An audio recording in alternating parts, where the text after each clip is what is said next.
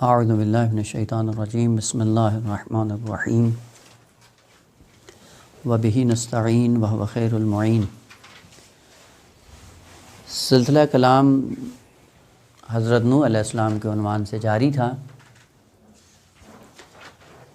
کہ بہت سے سیرت کے ایسے پہلو ہیں جو حضرت نوح علیہ السلام کی زندگی میں موجود ہیں۔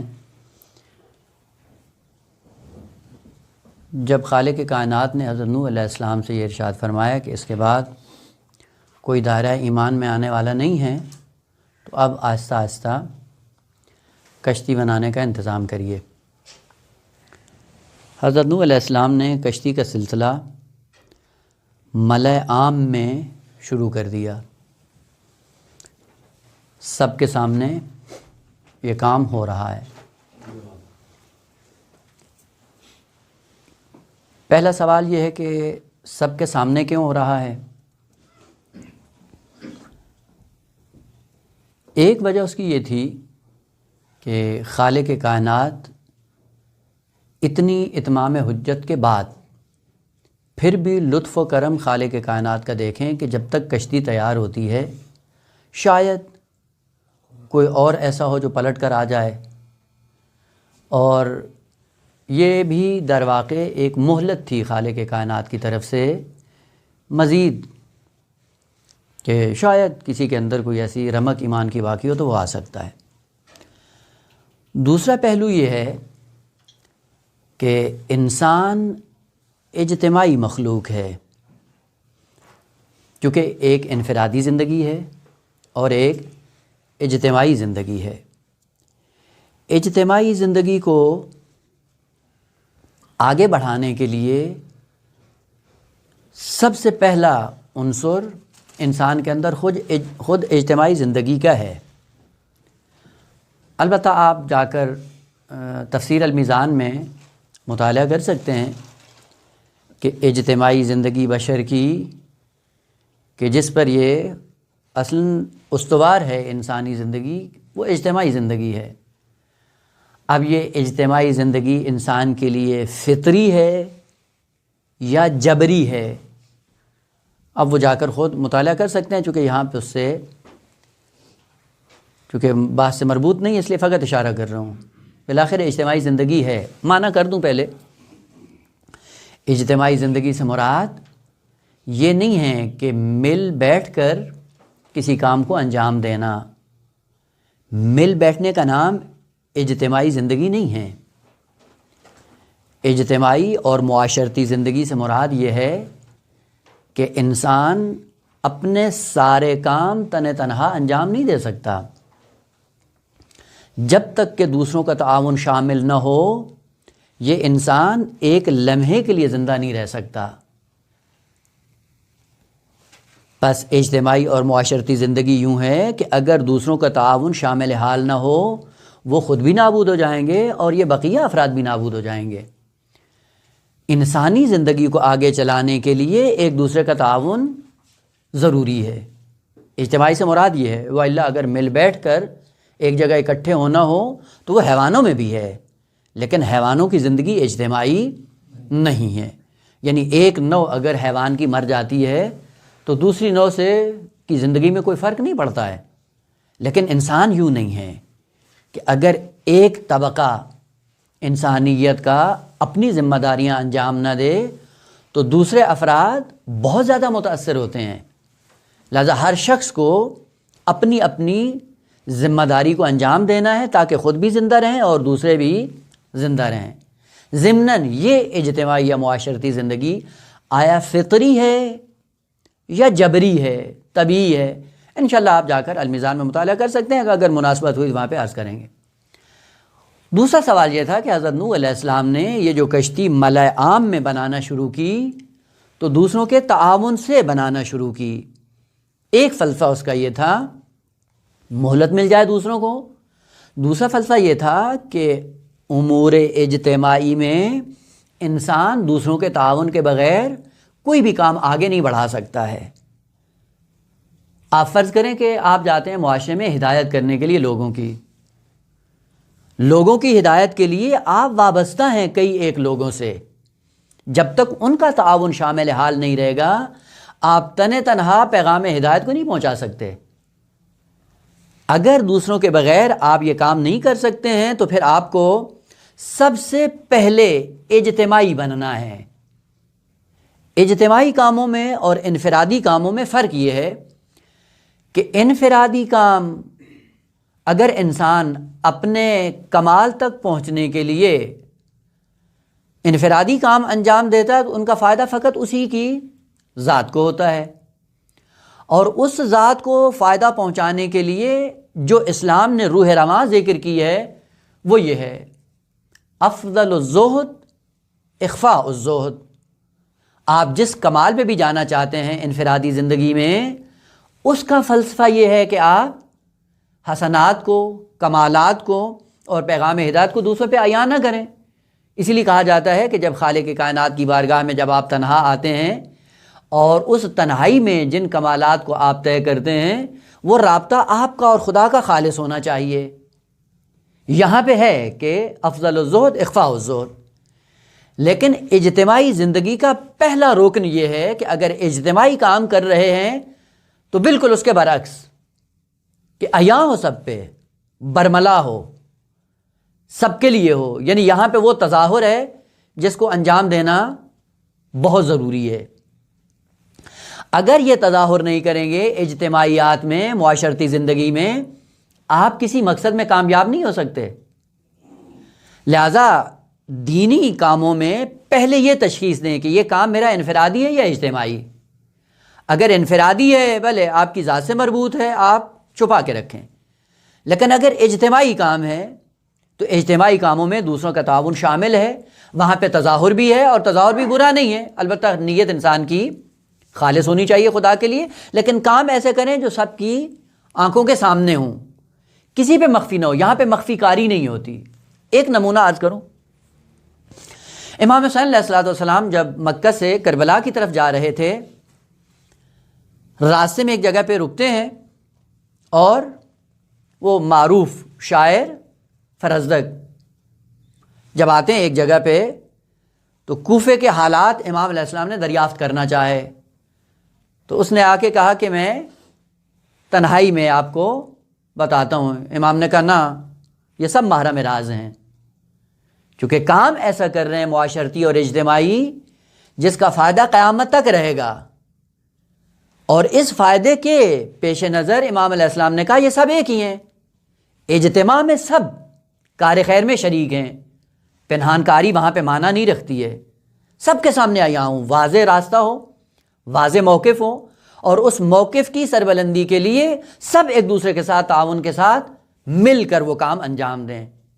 لہذا بعض اجتماعی کام ہیں بشریت کے اندر، وہاں پہ اخفاء کرنے کی ضرورت نہیں ہے، وہاں پہ اخفاء کرنا شاید منافقت کا پہلو ہو۔ لہذا جب اجتماعی کاموں میں آتے ہیں بالکل صاف شفاف کھلا برملا، اپنے حسنات کو آگے بڑھانے کے لیے، معاشرے کی پیش رفت کے لیے ایک دوسرے کے ساتھ برملا ہو کر کام کو آگے بڑھائیں۔ ایک بات ہے اخلاقیات میں بھی ہے اور حدیثی اعتبار سے اگر آپ دیکھنا چاہیں گے بڑی خوبصورت ہے، وہ یہ ہے کہ اگر اجتماعی کاموں کو برملا انجام دینا ہے تو اس کا فائدہ کیا ہوتا ہے؟ دیکھیں، بعض ایسے کام ہیں کہ جن کو اگر آپ برملا انجام نہیں دیتے معاشرہ سیدھی راہ پہ نہیں آتا۔ معاشرے کو صراط مستقیم پہ لانے کے لیے بعض کاموں میں تظاہر کرنا ضروری ہے، اور وہ کام فقط اجتماعی ہیں، مثلا جہاد، شرکت در نماز جمعہ، حضور در مساجد۔ البتہ یہ بعنوان نمونہ ہے، نہ یہ کہ منحصر ہیں اسی میں۔ مسجد میں حاضر ہونے کے لیے بہت زیادہ تاکیدات ہیں، بہت زیادہ اس پہ ثواب بھی مترتب کیا گیا ہے۔ وجہ کیا ہے؟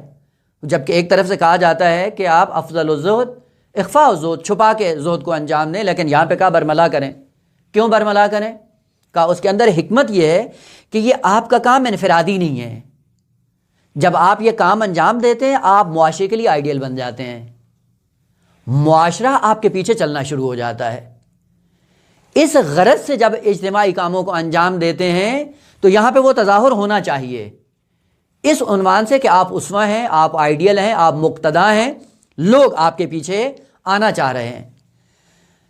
حضرت امیر المومنین سے بھی ایک روایت ہے اور امام حسن مجتبی علیہ السلام سے بھی ہے، اور وہ دونوں اسی پہلو کو اجاگر کرتے ہیں۔ مثلا امام حسن مجتبی سے ہے تحف العقول میں 235 نمبر صفحے پہ، روایت بڑی طولانی ہے، میں فقط اس کا ایک حصہ ذکر کرتا ہوں۔ معصوم فرماتے ہیں من ادام الاختلاف الی المسجد، جو شخص مسلسل مسجد میں آتا جاتا رہتا ہے، اختلاف اس کا معنی رفت و آمد ہے، آنا جانا، اختلاف اردو والا نہیں ہے، جھگڑے والا نہیں ہے، اختلاف یعنی آنا جانا، جیسے عربی میں ہے اختلاف اللیل والنہار، یعنی دن اور رات ایک دوسرے کے آگے پیچھے آتے رہتے ہیں، یعنی تسلسل کے ساتھ یہ کام جاری ہے، اس کا معنی جھگڑا نہیں ہے کہ لیل و نہار میں کوئی جھگڑا ہوتا ہے، نا، جھگڑے کی بات نہیں ہے۔ من ادام الاختلاف الی المسجد اصاب احدى ثمان، 8 فوائد میں سے ایک حتماً اس کو ملے گا، البتہ اس کا معنی کیا ہے، یعنی ایک یقینی ہے، وہ بقیہ کیا، وہ ممکن ہے 8 کے 8 مل جائیں، ممکن ہے 4 ملیں، ممکن ہے 5 3 2، لیکن کا ایک سے کبھی بھی خالی نہیں ہوگا، یعنی ایک فائدہ حتماً اس پہ مترتب ہوگا۔ اب وہ روایت خود ملاحظہ کر سکتے ہیں، ان میں سے ایک یہ ہے کہ جب آپ کا سلسلہ مسجد میں آنا جانا رہے گا اور لوگوں کے ساتھ آپ کا رابطہ برقرار ہوگا، لوگوں کے اندر تعارف ہوگا، اس تعارف کے نتیجے میں، شناخت کے نتیجے میں آپ کی ایک اجتماعی شخصیت وجود میں آئے گی۔ اس اجتماعی شخصیت کو محفوظ رکھنے کے لیے آپ کو حفظ ظاہر کرنا پڑتا ہے، حفظ تظاہر کی خاطر آپ بعض کاموں سے اجتناب کریں گے۔ ان میں سے آخری امام مجتبی فرماتے ہیں وہ کیا ہے، وَتَرْكُ الذُّنُوبِ حَيَاءً أَوْ خَشْيَةً، کہ آپ کبھی اپنے دامن کو آلودہ نہیں ہونے دیں گے۔ ظاہر سی بات ہے، انسان جب ایک معاشرے میں رہتا ہے، جب لوگ اس کو پہچانتے ہیں اور اچھائی کے ساتھ جب اس کو پہچانتے ہیں، تو اس اچھائی کو محفوظ رکھنے کے لیے بالآخر اپنے آپ کو گناہوں سے بچاتا ہے۔ اب اس کے لیے امام علیہ السلام نے 2 سلسلے ذکر، یا حیاءً یا خشیتاً۔ حیاءً یا خشیتاً کا معنی یہ ہے کہ یا انسان کے اندر حیا اور عفت جو اسی مسجد میں آنے جانے کے نتیجے میں حاصل ہوتی ہے، اس حیا اور عفت کو محفوظ رکھنے کے لیے اپنے دامن کو گناہ سے بچائے گا، یا بالآخر مسجد میں آنے جانے کا اثر یہ ہوتا ہے کہ خشیت خدا آ ہی جاتی ہے، بس یقیناً اپنے آپ کو گناہوں سے محفوظ کر لیتا ہے۔ یہ ایک اہم ترین فائدہ ہے فریضہ نماز کو مسجد میں انجام دینے کا، اور آپ دیکھتے بھی ہیں چہ بسا کے، البتہ فوائد بہت زیادہ، 7 فائدے پہلے امام علیہ السلام نے ذکر کیے، میں ان سے اعراض کر رہا ہوں، چونکہ بات سے فعلاً مربوط نہیں ہے اس لیے اس سے اعراض کر رہا ہوں۔ اجتماعی زندگی میں، معاشرتی زندگی میں انسان کے لیے یہ ہے کہ جس معاشرے میں انسان آ جاتا ہے اور جس معاشرے میں اس کا تشخص برقرار ہو جاتا ہے، اب یہ انسان کی فطرت میں ہے کہ اپنے تشخص کو محفوظ رکھنے کی کوشش کرتا ہے، اور یہ ہے انسان کی فطرت میں۔ آپ بعض جگہ پہ بعض کاموں سے آپ اجتناب کرتے ہیں، کیوں کرتے ہیں؟ کہتے ہیں نہیں بھائی، ان کے یہاں ہمارا ایک تشخص ہے، ایک وقار ہے، ایک ہماری شخصیت ہے ان کے سامنے، اب اس شخصیت کو محفوظ رکھنے کے لیے اپنے دامن کو گناہوں سے محفوظ رکھ لیتا ہے۔ یہ اجتماعیت کا پہلا سبب ہے کہ اجتماعیت کی بنیاد پہ انسان اپنے آپ کو محفوظ رکھتا ہے۔ اگر کوئی اور فائدہ نہ ہو مسجد میں جانے کا، بہشت نہ ملے، حور العین نہ ملے، لقاء اللہ کی منزل نہ ملے، کم از کم انسان کی دنیا خوبصورت ہو جاتی ہے، عزت اور آبرو سے زندگی خود بھی بسر کرتا ہے، اور اس عزت اور آبرو کو دوسروں کے لیے محفوظ بھی رکھتا ہے۔ یعنی آپ بقیہ فوائد سے صرف نظر کریں، البتہ وہ انسان کی معرفت پہ، جتنی معرفت ہوگی ویسے وہ مراتب ملیں گے، لیکن یہ اہم ترین رکن دنیاوی زندگی میں کہ انسان اپنے آپ کو سمیٹنے کی کوشش کرتا ہے، اپنے آپ کو آلودہ نہیں ہونے دیتا۔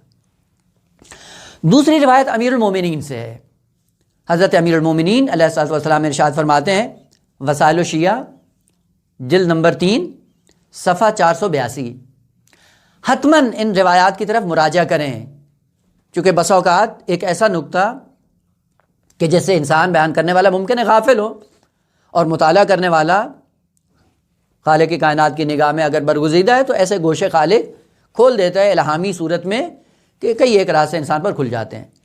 معصوم فرماتے ہیں، اور ترجیح دی امام علیہ السلام نے، امام معصوم فرماتے ہیں الجلسۃ فی الجامع، خیر لی من الجلسۃ فی الجنہ، یعنی اگر امیر المومنین کو مخیر کیا جائے کہ آپ یا مسجد میں تشریف فرما ہوں یا بہشت کے اندر تشریف فرما ہوں، ان دو موارد میں کس کو مقدم کریں گے؟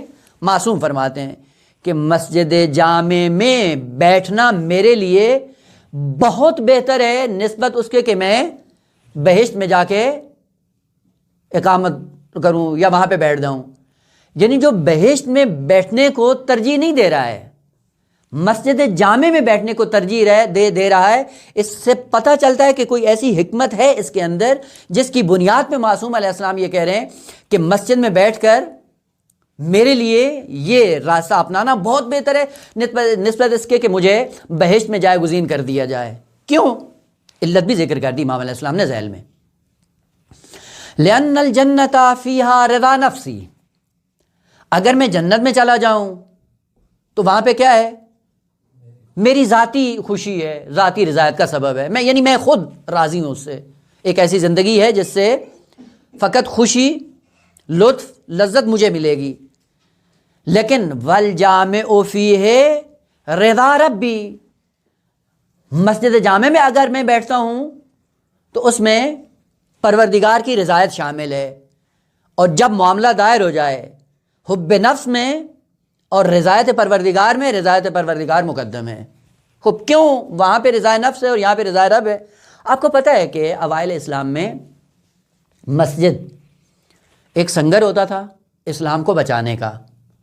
مسجد وہ جگہ تھی جس میں اسلام کے اقتصادیات بھی بیان ہوتے تھے، اسلام کی سیاست بھی وہیں سے جنم لیتی تھی، اور مسجد سے ہی مسلمین کی مشکلات حل ہوا کرتی تھیں، کیونکہ ایک اجتماعی زندگی میں یہی ہوتا ہے، اور پیغمبر اسلام کے زمانے میں بھی یہی چیز تھی۔ لوگوں کی مشکل ہو مسجد میں حل ہوتی ہے، جھگڑے ہوں مسجد میں حل ہوتے ہیں، مال کی مشکل ہو وہ بھی وہیں پہ حل ہوتی ہے، جہاد پہ جانا ہو وہ بھی وہیں پہ برنامہ ریزی ہوا کرتی تھی، سیاسی مسائل اگر آتے تھے وہ بھی مسجد میں حل ہوتے تھے۔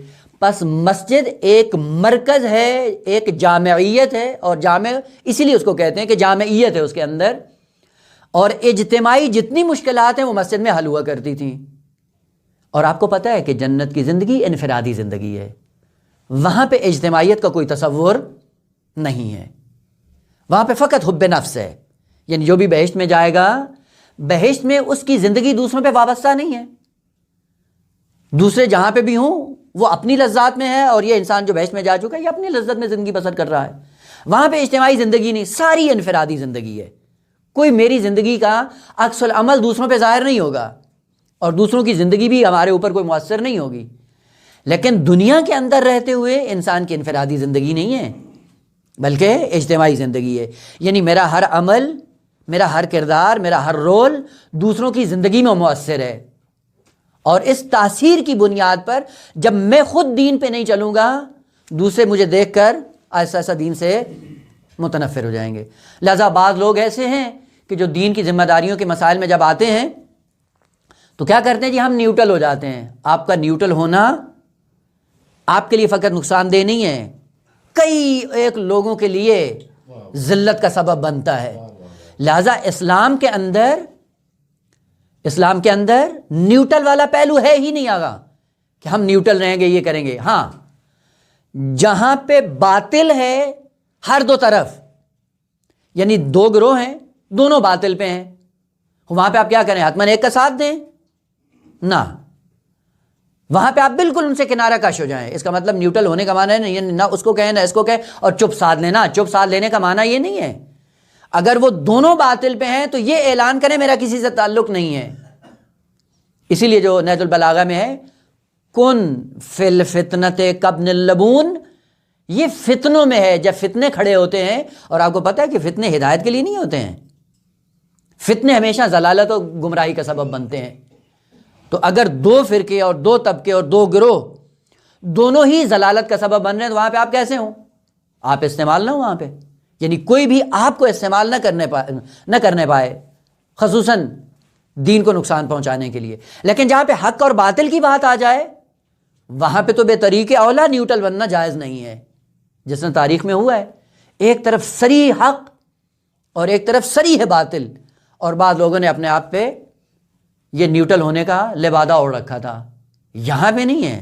اور تاریخی نمونہ بھی اگر عرض کرنے تو مشکل نہیں ہے، ایک طرف امیر المومنین علیہ الصلوۃ والسلام کی ذات ہے اور ایک طرف حاکم شام ہے، اور بیچ میں ایک کردار ہے ابو موسیٰ اشعری جو نیوٹرل بن کے زندگی بسر کر رہا ہے۔ یہ نیوٹرل بنا کہاں سے آیا ہے؟ جب حق اور باطل آپس میں ٹکرا جائیں تو وہاں پہ آپ کی ذمہ داری حق کا ساتھ دینا، وہاں پہ یہ کہیں کہ نہ ان کا ساتھ دیتے ہیں نہ ان کا ساتھ دیتے ہیں، یہاں پہ نیوٹرل بن کے زندگی بسر کرتے ہیں۔ یہ انسان کے پاس بصیرت ہونی چاہیے کہ اگر دو گروہ آپس میں آ رہے ہیں اور آپ کو یقین ہے کہ ایک یقیناً حق پہ ہے اور دوسرا باطل پہ ہے، وہاں پہ آپ کو حق کا ساتھ دینا ہے۔ لیکن اگر دونوں باطل پہ اکٹھے ہوئے ہیں تو وہاں پہ آپ نیوٹرل اس معنی میں ہو کہ آپ کا تعلق کسی سے نہیں ہونا چاہیے، اور عملی طور پہ آپ یہ ثابت کریں کہ ہمارا ان میں سے کسی ایک کے ساتھ بھی لنک نہیں ہے، اور یہی عملی ثبوت دینا یہ بھی نیوٹرل پنا نہیں ہے، یہ خود ایک اقدام عملی ہے کہ جو آپ ثابت کرتے ہیں کہ میرا ان سے کوئی واسطہ نہیں ہے۔ لہٰذا امیر المومنین فرماتے ہیں کہ مسجد میں بیٹھ کر مشکلات لوگوں کی حل ہوتی ہیں، اور وہ جب میں مسجد میں بیٹھتا ہوں تو ہر معاشرے کی مشکل کو میں سمجھتا بھی ہوں اور حل بھی کر سکتا ہوں۔ اگر مسجد میرے حوالے کر دی جاتی تو میں سارے معاشرے کی مشکلات حل کر دیتا، حتیٰ یہودیوں کی مشکلات ان کی کتابوں سے، عیسائیوں کی مشکلات ان کی کتابوں سے، مسلمانوں کی مشکلات قرآن کے ذریعے سے۔ یعنی سب سے پہلی بات یہ تھی کہ امیر المومنین نے مجبور نہیں کیا کہ حتماً تم مسلمان ہی ہو، نہ تم اپنے دین پہ رہو۔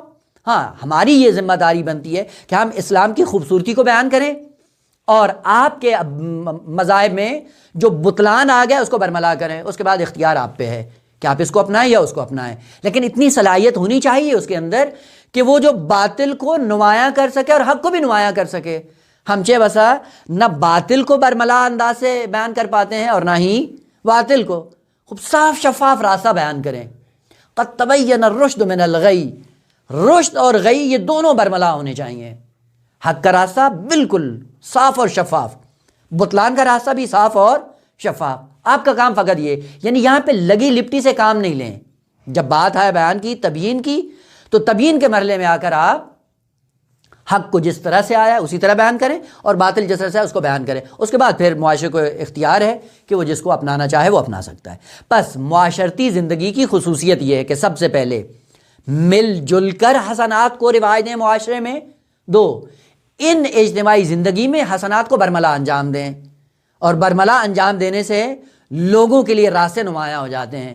یہی وجہ تھی کہ حضرت نوح علیہ السلام نے جب نجات امت کا اہتمام کیا تو چھپ کے نہیں کیا، برملا کیا، سب کو شریک بھی بنایا اور شرکت کے ساتھ اس کام کو انجام دیا کہ میں اکیلا یہ کام نہیں کر رہا، یہ سب مل کر بشریت کی ہدایت اور بشریت کی نجات کا سامان فراہم کر رہے ہیں۔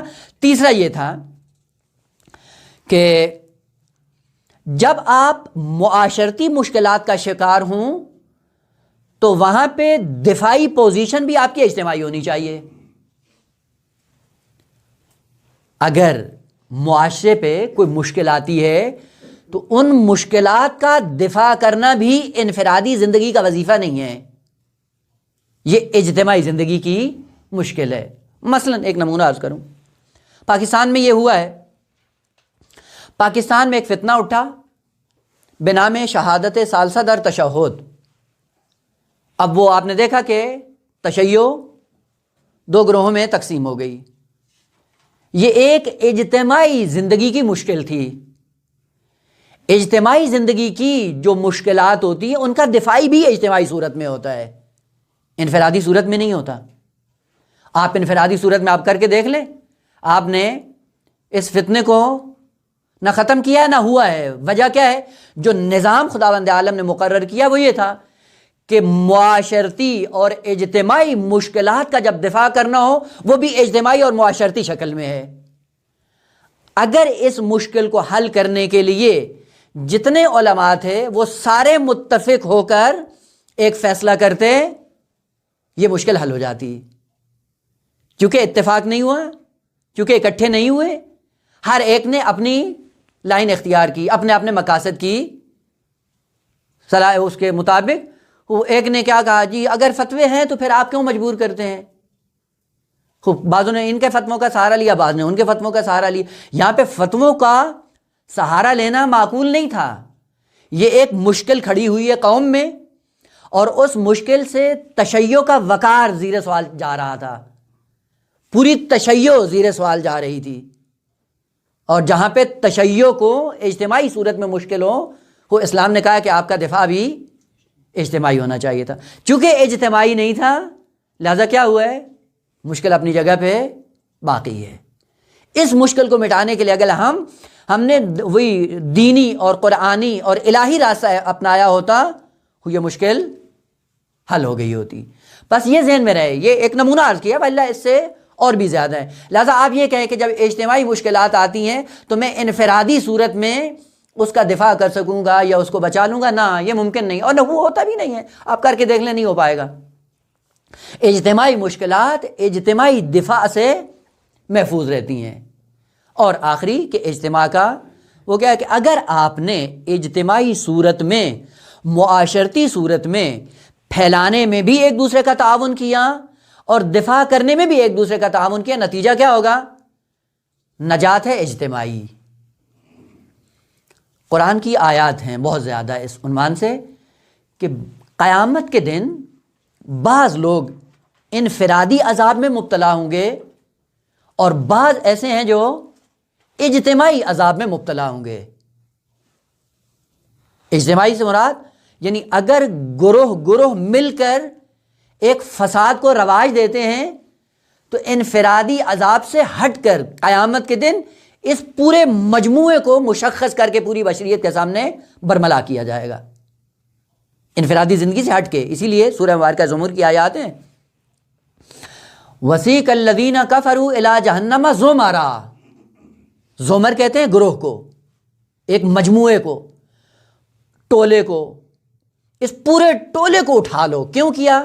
کہ انہوں نے دنیا میں گناہ بھی اجتماعی شکل میں، ٹولے کی شکل میں، گروہوں کی شکل میں انجام دیے تھے، گروہ گروہ بن کر انہوں نے بدعات انجام دی، اور اس کا نتیجہ کیا ہوا؟ یعنی ایک فرد کا اگر گناہ ہو تو آدمی کہتا ہے بھئی شخصی گناہ ہے، لہذا انسان اس کے پیچھے نہیں جاتا، لیکن ایک گروہ مل کر جب ایک گناہ کے پیچھے چلتا ہے تو لوگوں کے لیے تشویش کا باعث بن جاتا ہے۔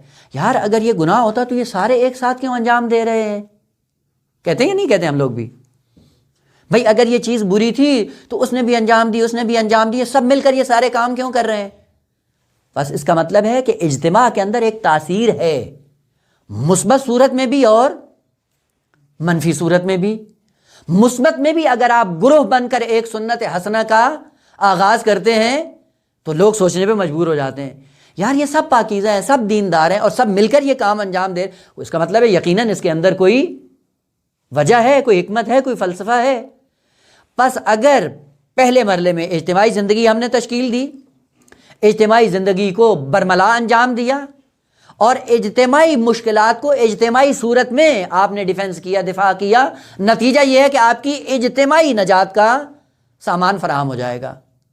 یہ سارے کام حضرت نوح علیہ السلام نے اسی تناظر میں انجام دیے، سب نے مل کر ہدایت کی کشتی کا انتظام کیا، سب شریک تھے اجتماعی بن کر، اس کام کو برملا انجام دیا، اور جو مشکلات نہیں سب نے مول لی۔ اور وہ مشکلات کیا تھیں؟ انشاءاللہ بعد والے جلسے میں عرض ہوگا کہ جب بھی گزرتے تھے تو سب سے پہلا تانا یہ لگاتے تھے کہ اے نوح پہلے تو کسان تھا، پھر تو بڑھئی بن گیا، اب تو ملا بننے جا رہا ہے، کیا ہے تو خدا کی طرف سے کس کام کے لیے آیا ہے؟ بار بار زخم زبان لگانا، وہ سب یعنی فقط نوح علیہ السلام کے لیے نہیں تھا، وہ جتنے اس کام میں شریک تھے سب کے لیے تھا، اور سب نے مل کر کیا کیا؟ سب نے مل کر اس کا دفاع کیا۔ نتیجہ یہ ہو کہ خالق کائنات نے اسی ہدایت کے سامان کو بعنوان اسوہ قیامت تک کے لیے بیان کیا ہے کہ آج بھی اگر آپ اس مرحلے میں زندگی بسر کرنا چاہتے ہیں تو آج بھی آپ کے لیے میسر ہے، اور وہ یہ ہے کہ خالق کائنات نے انسان کو جو دنیا میں بھیجا ہے اس کو محدود پیمانے میں نہیں بھیجا۔ انسان من البدو الی الختم، یعنی ابتدا سے قیامت تک اس پورے دورانیے میں اگر یہ انسان اپنے آپ کو حاضر کرنا چاہتا ہے تو خالق کائنات نے اس کے لیے زمینہ فراہم کیا ہے۔ یعنی آپ یہ نہ سمجھے کہ ہم یہاں پہ آج اس زمانے میں اگر آئے ہیں تو 40 سال 50 سال 60 سال کی یہ زندگی ہماری اور ہم اسی میں محدود ہیں، نہیں، آپ اگر چاہیں اپنی زندگی کو حضرت آدم علیہ السلام سے لے کر قیامت تک اپنے آپ کو اس پورے زمانے میں بیان کر سکتے ہیں۔ اسی لیے کہا جاتا ہے کہ حسنات کی دنیا ہو یا گناہوں کی زندگی ہو، ہر دو زندگی میں انسان اپنے اس محدود زمانے میں محدود نہیں ہو سکتا۔ اگر آپ اپنے آپ کو وسعت دینا چاہتے ہیں، پھیلانا چاہتے ہیں، آپ ہر زمانے میں حاضر ہو سکتے ہیں۔ کیسے کہ مثلا ابھی تو ہم اس زمانے میں ہیں، اگر ہم امام صادق علیہ السلام کے زمانے میں ہو تو کیسے اپنے آپ کو اس زمانے کے ساتھ منسلک کریں؟ کہ اس زمانے کی جو خصوصیات تھیں ان کو آپ اس زمانے میں اپنا کر اس زمانے میں آپ کا شمار ہو سکتا ہے۔ حضرت امام صادق علیہ السلام کے زمانے میں جو مشکلات تھیں دین کی طرف، یعنی دو ہی راستے تھے، یا ہدایت کا راستہ تھا یا ضلالت کا راستہ تھا۔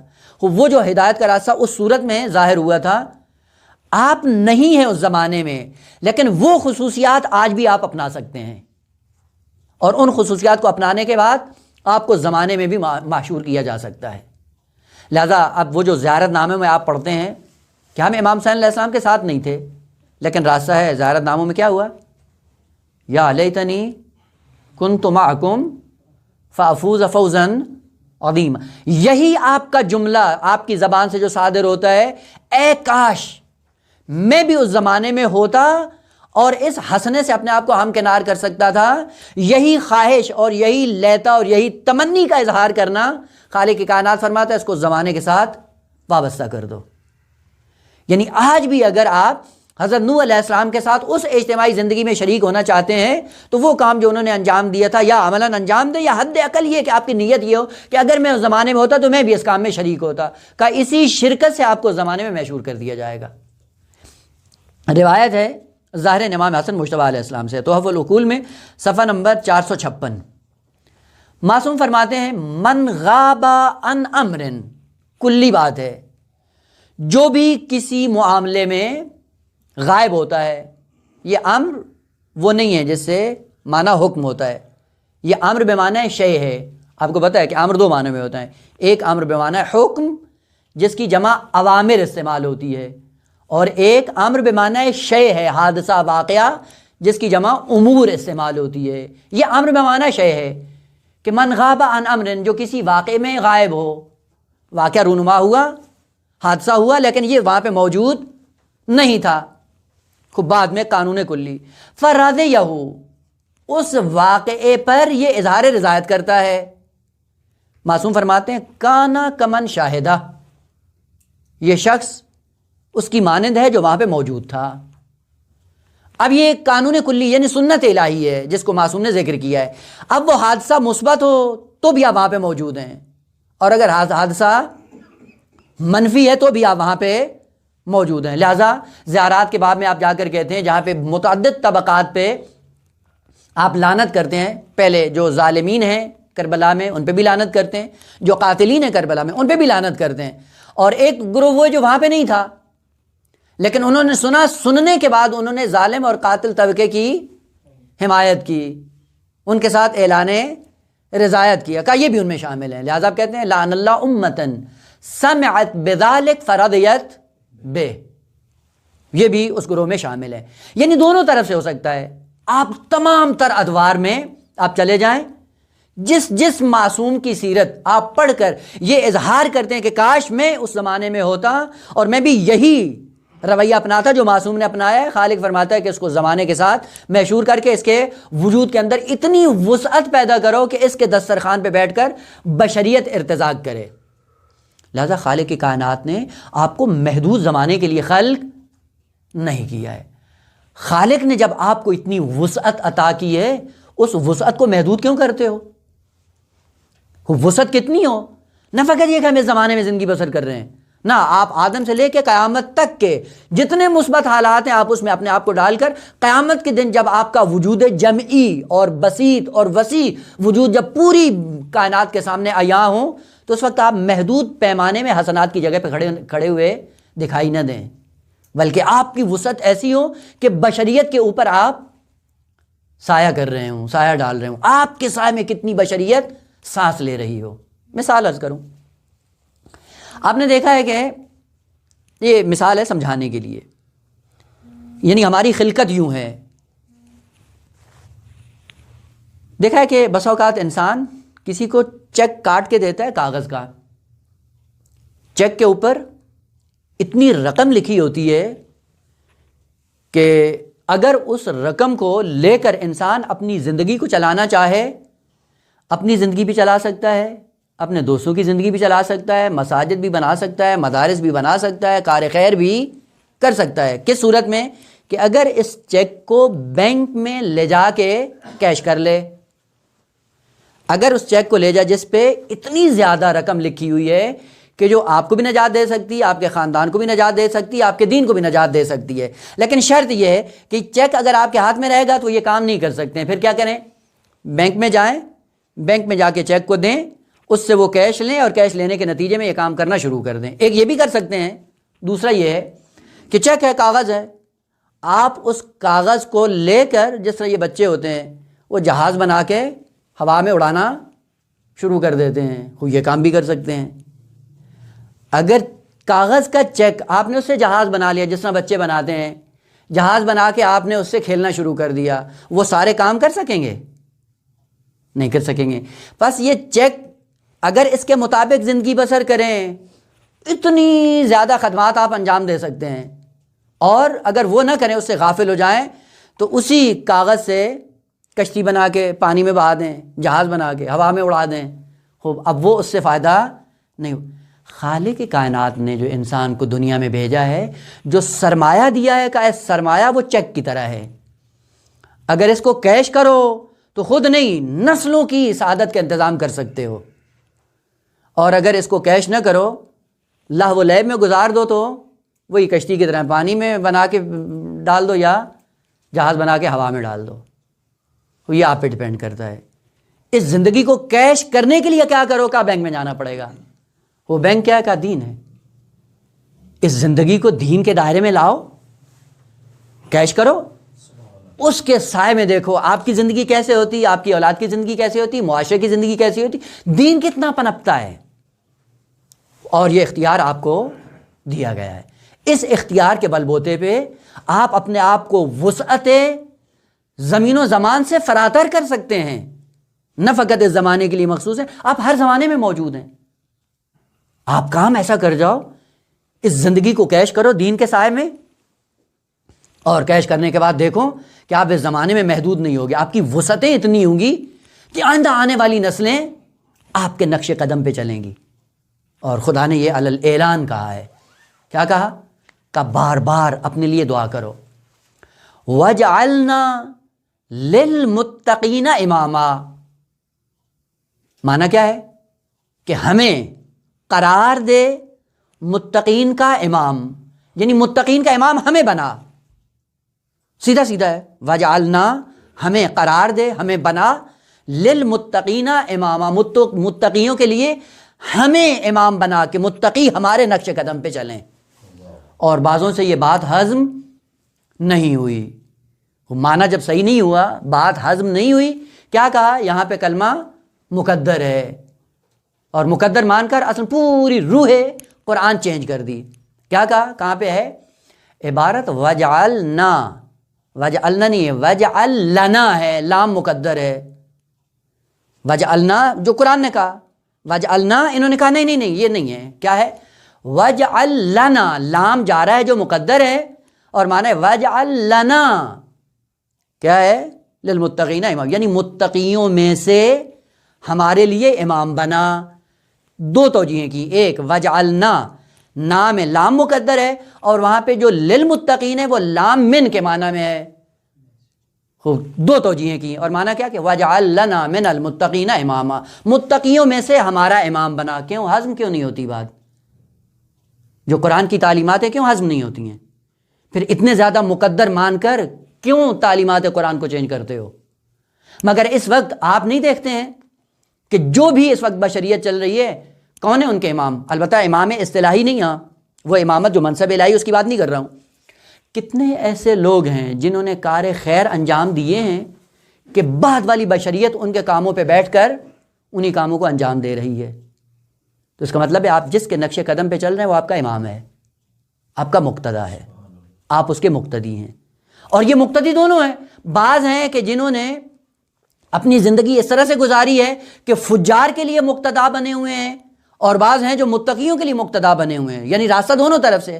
اس وقت آبا انصاف سے بتائیں، آپ جن لوگوں کی کتب پڑھتے ہیں اور پڑھ کر عالم بنتے ہیں، یہ لوگ آپ کے مقتدا ہیں یا نہیں ہیں؟ سبحان اللہ. اب دونوں طرف سے ہیں. بعض ایسے تھے جنہوں نے اپنی ساری زندگی کتب ضالہ کی تدوین میں مصروف کی، اور آج ان کی کتب ضالہ پڑھ کر لوگ گمراہ ہو رہے ہیں، وہ ان کے لیے مقتدا بنے ہوئے ہیں. اور وہ جو ہدایت کا پیغام لے کے آئے تھے، تقویٰ کی منزل پہ آ کر انہوں نے ساری زندگی خرچ کی، خرچ کرنے کے بعد کتابیں لکھی، اور کتابیں لکھنے کے بعد وہ چھوڑ کے چلے گئے، اپنے آپ کو مقتدا بنا کے دنیا سے گزر گئے. آج بھی آپ جب آتے ہیں علم اصول میں شیخ انصاری کی کتابیں پڑھتے ہیں، مقتدا ہے آپ کا، امام ہے آپ کا.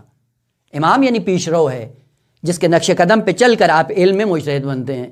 مقاصد شیخ نے لکھی. کتنے ایسے علماء ہیں جنہوں نے یہ کتابیں لکھی اور اپنے آپ کو بشریت کا مقتدا بنایا ہوا ہے. اور اس کے مقابلے میں دوسرے بھی ہیں جنہوں نے بہت زیادہ کتابیں تدوین کی، اور ان کی کتابیں پڑھ کے آج بھی انسان دین سے منحرف ہو رہا ہے.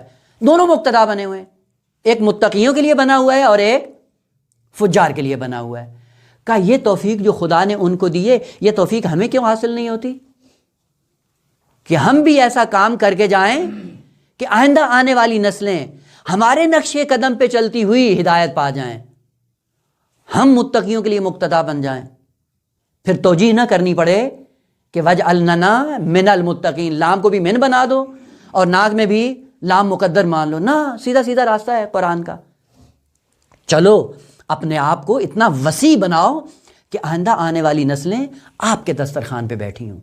کوئی ایسا کام کر جاؤ اجتماعی شکل میں کہ جب تک آپ کا کام زندہ رہے آپ زندہ رہو، کیونکہ آپ دنیا سے جانے کے بعد اپنے کاموں کی بنیاد پہ زندہ رہیں گے. پس فلسفہ کشتی بنانے کا یہ نہیں تھا کہ چند لکڑیاں جمع کی ہیں اور چند لکڑیاں جمع کر کے ان کی فقط نجات نہ، ابدی نجات کا سامان فراہم کر کے جا رہے ہیں. اور اجتماعیت کا پہلو یہ ہے کہ اس اجتماعیت کو مد نظر رکھتے ہوئے ہمیشہ یہ دعا کریں وَجَعَلْنَا لِلْمُتَّقِينَ اماما. مقدر ماننے کی کوئی ضرورت نہیں ہے، سیدھا سیدھا قرآن کی تعلیمات یہ ہمیں یہ صلاحیت دے کہ متقی جو بعد میں آنے والے ہیں وہ ہمارے نقش قدم پہ چل کر مقام تقویٰ اور مقام کمال کو طے کریں، اور ہماری زندگیوں پہ مشعل راہ بناتے ہوئے آہستہ آہستہ قوموں کے لیے قدوہ، اسوہ اور مقتدا بننے کی صلاحیت پیدا کریں. اور یہ خالق کائنات نے سب کے لیے مقرر کیا ہے. کوئی ایسا شخص نہیں ہے جو یہ کہے کہ یہ توفیق مجھے نہیں دی ہے، فلاں کو مل گئی ہے. نہ، توفیق کی جب بات آتی خالق کائنات نے سب کے لیے رکھا ہوا ہے. ہاں، اس توفیق سے فائدہ کون اٹھاتا ہے؟ جو کمر ہمت باندھ لیتا ہے. اور یہ سیرت تربیتی یہ اسی کا ایک نمونہ ہے کہ سب سے پہلے پہچانیں اور پھر اپنی زندگیوں میں وہ تحول ایجاد کریں. اس تحول کے نتیجے میں ایک ایسا کام کر جائیں کہ مرنے کے بعد بھی آپ کے نقش قدم پابرجا ہوں، موجود ہوں، اور لوگ اس پہ چل کر اپنی اپنی منزل کو پا لیں. سلسلہ کلام جاری انشاءاللہ بعد میں. الحمدللہ رب العالمین.